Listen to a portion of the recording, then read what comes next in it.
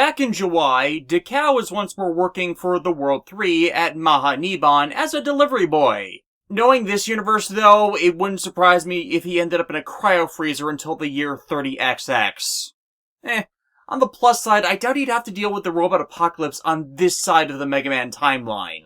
His route takes him to an antique shop, where he spies a piece of old tech, which the owner tries to hawk to him instead of paying for the last 3 months of takeout, whose payment he keeps deferring. I'm pretty sure that's due on delivery regardless of era. I mean, I ordered takeout by this point by myself as a kid when this episode would have been airing in Japan.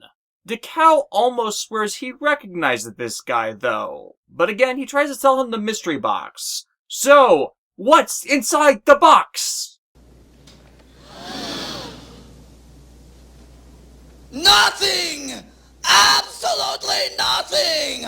Actually, he calls the device a net wrecker, something designed to boost the power of net navies. The modern internet in this setting is literally 50 years old, and net navies were a creation of Yuichiro Hikari's.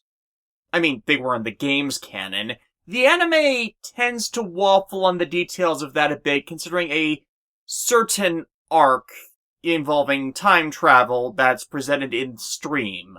Plus the implication they were actually creations of Yuichiro's father, Tadashi. And yeah, this is clearly a scam. And unfortunately Dekao falls for it, which does not please his bosses. Nor the fact that Neto and Co. are having a stopover on the island. As Yaita decided that with her vast, immense wealth, that she was not going to pay for the people she kidnapped to have a proper ride back, and only gave them budget seats on a flight back via coach.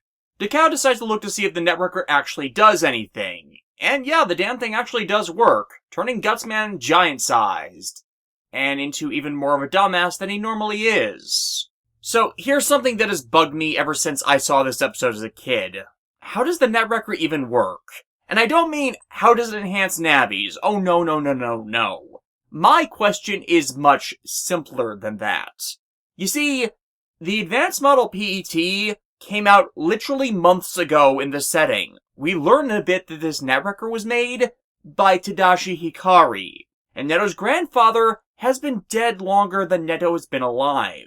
And as anyone that owns a game console knows, that with exception to universal serial ports, the game controllers and adapters for any given created console are pretty proprietary and unable to be cross-compatible. The advanced model PET is shaped differently than any previous PET model due to recent advancements in technology that allowed Enzon's company IPC to make them more compact and efficient.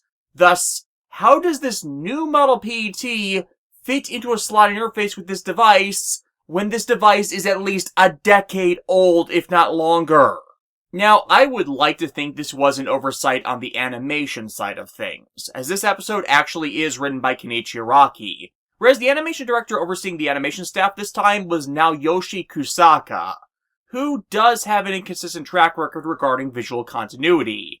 And Rockman Axess was the first time he'd worked on this franchise, so he would not have known any better. I'm actually familiar with the guy for his other works for Zebek and Sunrise. Naoyoshi Kusaka having worked as a director on Zoids, Outlaw Star, Shaman King, Nadesico, and even the Macross franchise. And normally he is better than this, or at least any signs of visual discontinuity that may pop up won't end up hampering the story. Here though, it's a bigger deal because these PET models being new has been a relevant plot point before, and this thing working with them in this way doesn't make sense, unless it utilized a different means of connection than just shoving a PET into it as if it were a game cartridge. Visual continuity mistakes, most people are willing to forgive, as that happens quite often in TV and movies. The only time anyone makes it out to be a huge issue, however, is when the visual discontinuity gets in the way of the storytelling by invoking and creating plot holes the writer did not intend. And I feel the netwrecker here ends up being one of those. And yeah, netwrecker is appropriate as he wrecks the World 3 navies for real this time, making the World 3 crew realize that with this device, which remodels and optimizes the data of the AI interfaced with it as opposed to battleships that just give them new weapons, while they may finally have just gotten their advantage that would allow them to finally defeat Rockman. Thus, they lure Neto over for a battle when their flight hits the ground. making a big deal of the production and getting to accept the challenge.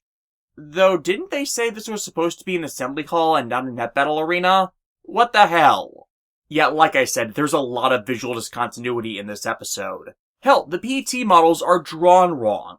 Neto, when his is open, having these two odd triangular spikes jutting out of it, which, yeah, do not exist. Again, did the individuals actually animating things not have the visual references they needed? I don't know what went wrong here. But yes, Dekao triggers the Netwrecker, almost immediately turning his Navi into King Gutsman, and seemingly immune to Rockman's attacks.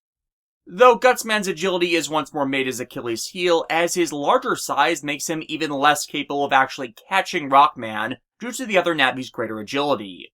Thus, Dekao tries greater Navi augmentation using the Netwrecker, which overloads the device and makes Gutsman grow to Super Sentai Monster of the Week sizes. Program Advance! Split Gun! Triple Slot! Hyper Burst!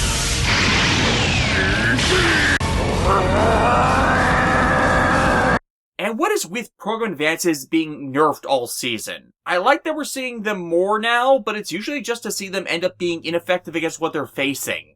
Rockman's forced to log out, but Gutsman's size causes him to escape containment and enter Jawai's Net City, setting the stage for pure chaos, which leads the group to seek assistance from the antique seller to end this.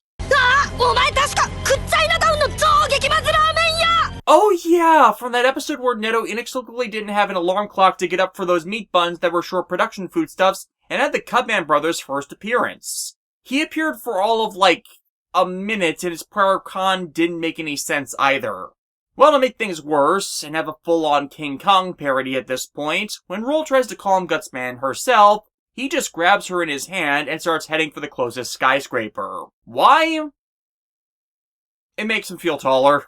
Anyways, as the store owner reveals, he got the damn thing years ago when a student down on his luck traded it for some of his family's awful ramen. Besides a base description of it, he claims to not have known what it did until now. Though who created it? Apparently Tadashi failed his English classwork. And it wasn't Yurichiro who would have sold it off. It really was Tadashi himself who did it in a fit of inventive irresponsibility. As I also said, while the Hikari family has been key to development of the worldwide network in the anime continuity, they were not pivotal to its invention here. Thus, Navis and the net did exist when Tadashi himself was in college decades back. Thus why the Netwrecker as a concept and invention even works. It's just way too dangerous. Fortunately, Mariko comes in with the save, reminding the group about status ailments Navis can suffer due to certain battle chips, such as the bad spice chip that can make a Navi temporarily fall asleep, and in the interim, hopefully allow the Netwrecker to wear off before things get worse. They attempt this by the group collecting literally hundreds of battle chips containing that program data, and with Rockman flying around in the back of a burner virus, as you can do that in network transmission with the things, they try and carpet bomb the overgrown ape. I mean Navi. Look, let's just admit it right here. This episode exists because Kenichi Araki wanted to make a string of King Kong iconographic references. It works, Gutsman losing his grip on Roll, who ends this battle by also echoing Looney Tunes. 私があんなにお願いしたのに聞いてくれないガッツマンなんて。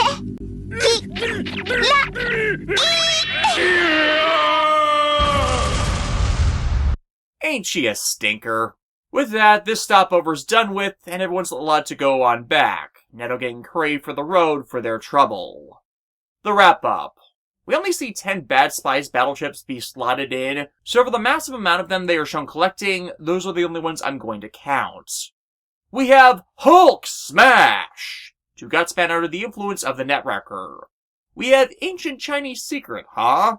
A category once more stolen from SF Debris reviews, for Dekao finding the Netwrecker in an ancient store run by a Chinese man. Aside from the visual discontinuity errors I was bringing up in this one, this episode is alright, giving us tangible insight into the creative genius Neto's grandfather must have been in this setting, that a piece of junk he created and sold on a whim could still cause that kind of chaos half a century later. After all, Tadashi Hikari is even less called back to and referenced in the anime than he was in the games. But just this little bit is a good hook that could be expanded on into more, if the show chose to. They really didn't, but lore building in the end is lore building, and lore building is important. Hell, this device implies that this might have been Tadashi's first attempt at creating a Navi augmentation system that could have later spun off into the battleship programs of the modern era, or the basis by which Rockman's own ultimate program could have been conceived. Or, even more importantly, where the origins for Pharaohman's power in this universe may have come from for him to be so beyond other programs during his short reign. Who knows? It's the possibilities that fascinate me with this one, which honestly makes it more intriguing than just the ultimate King Kong reference this ends up as.